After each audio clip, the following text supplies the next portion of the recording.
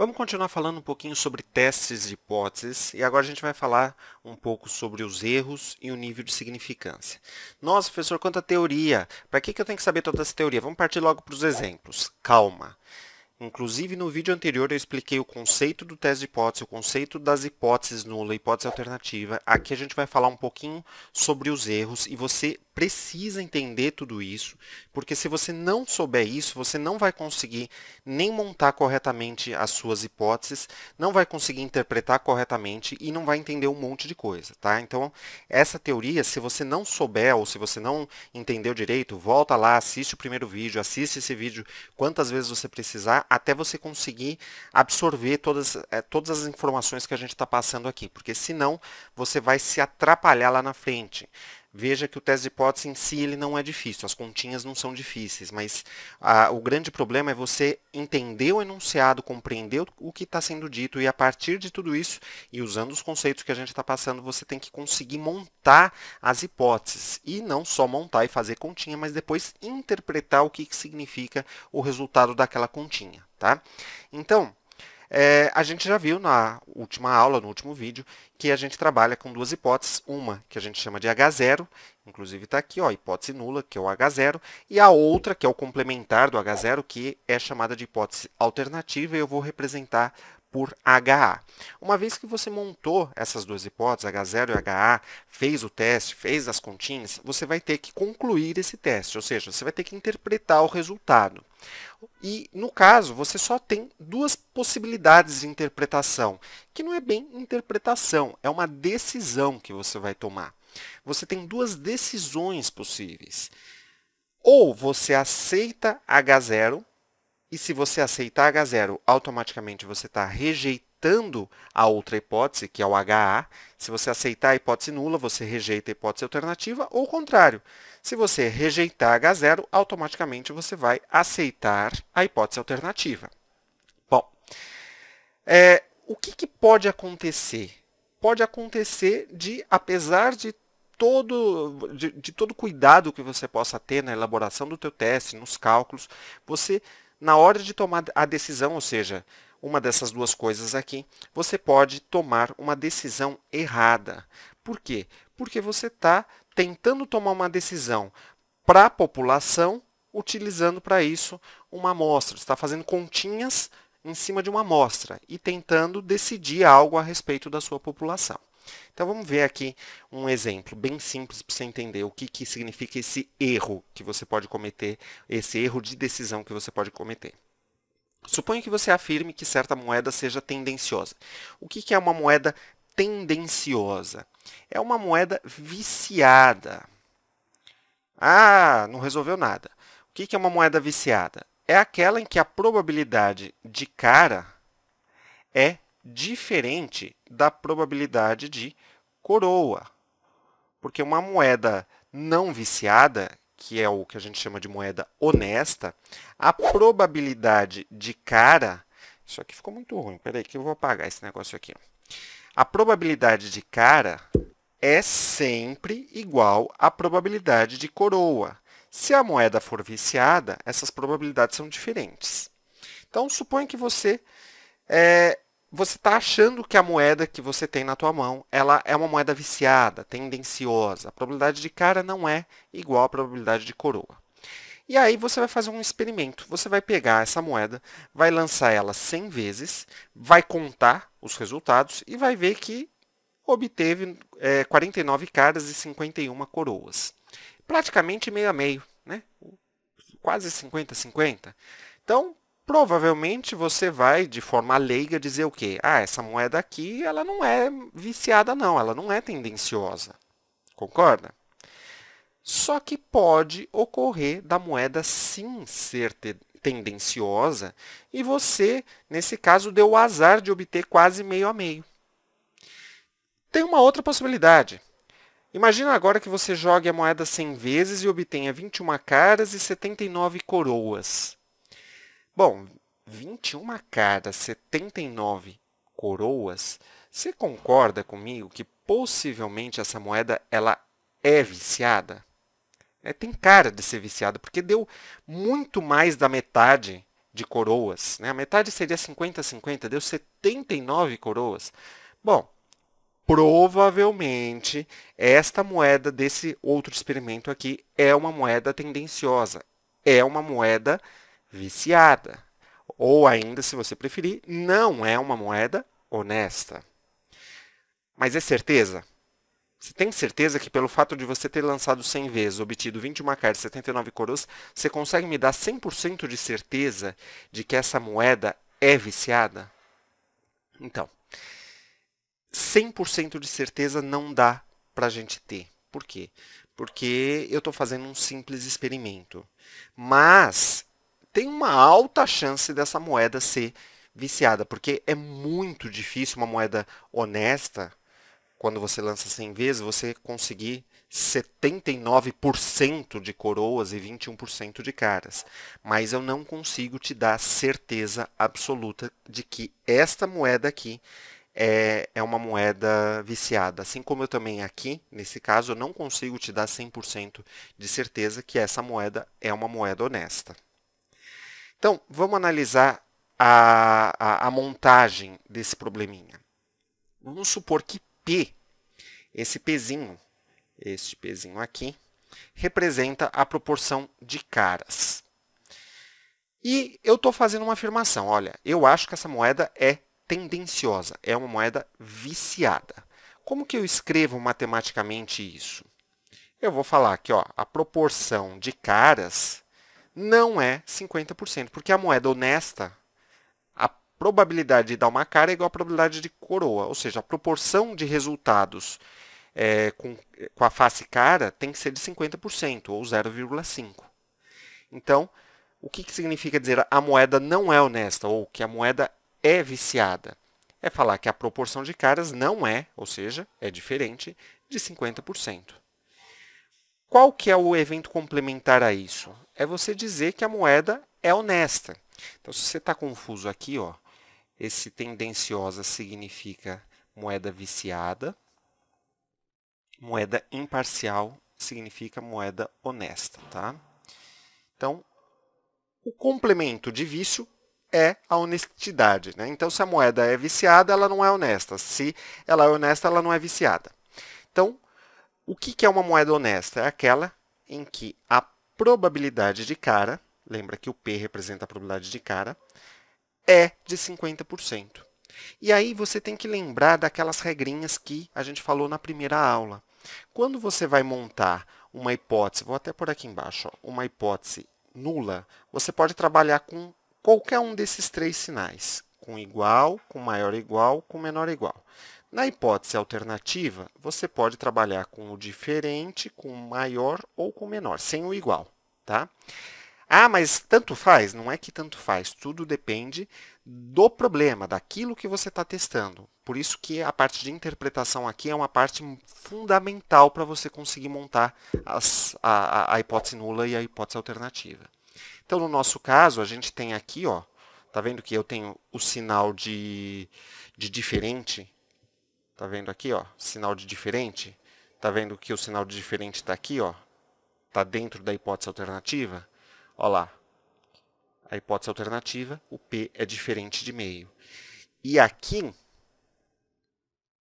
eu tenho a igualdade. Tá vendo que a igualdade aparece aqui, ó, dentro da hipótese nula?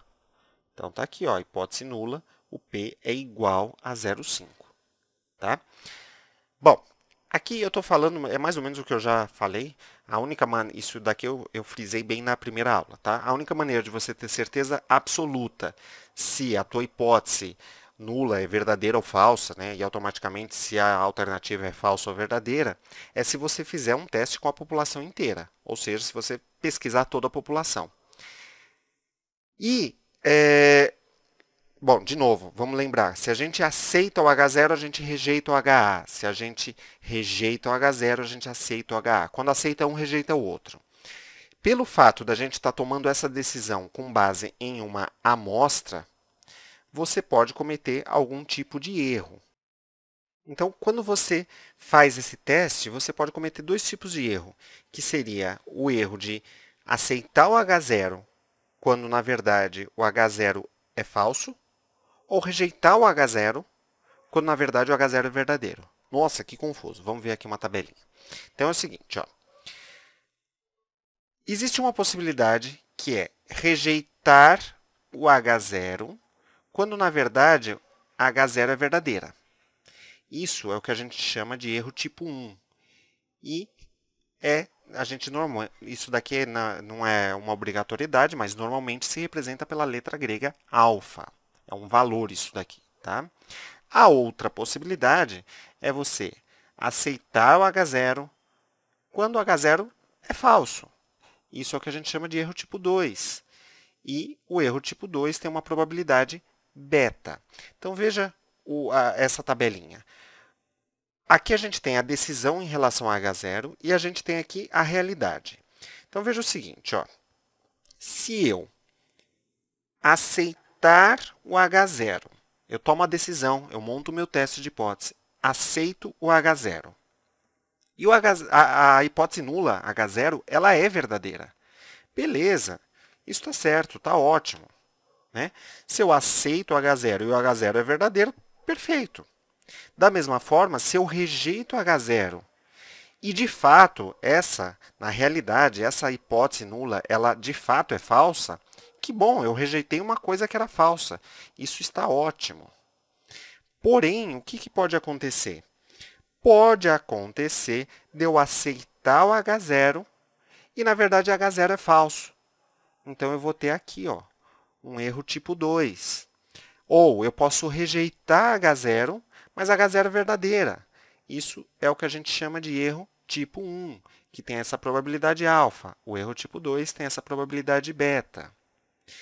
Então, o grande objetivo de toda a teoria por trás dos testes de hipótese, qual que é? É você tentar trabalhar com o menor erro tipo 1 e o menor erro tipo 2 possíveis. O grande objetivo é eu tentar acertar com a maior probabilidade possível, concorda?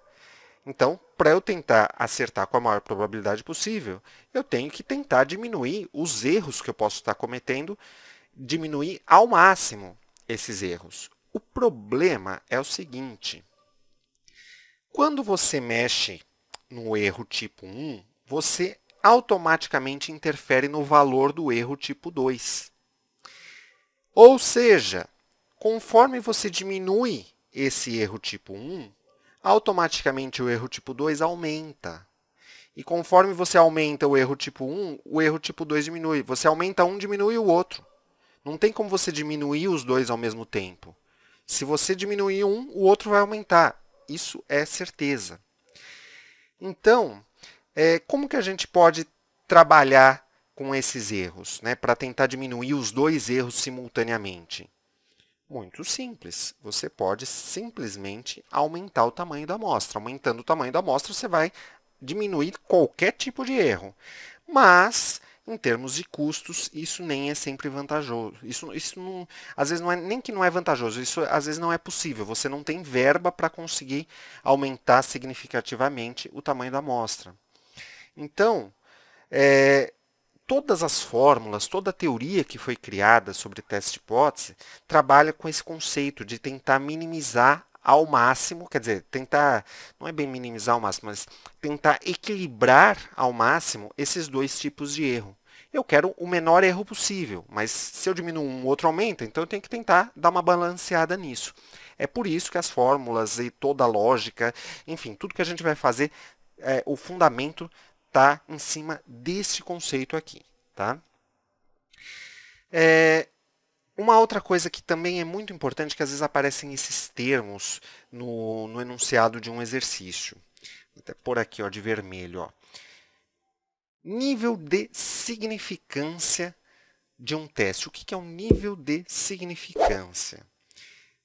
É definido como sendo a maior probabilidade possível, não é nem possível, a maior probabilidade permissível, né, a maior probabilidade que eu tolero para cometer um erro do tipo 1. Esse nível de significância a gente vai representar por alfa. Então, grava isso. Nível de significância é o alfa. Apareceu o nível de significância lá no, no enunciado, você já sabe que se trata do alfa. Grava isso. Aí o erro tipo 2. O erro tipo 2 tem uma probabilidade beta.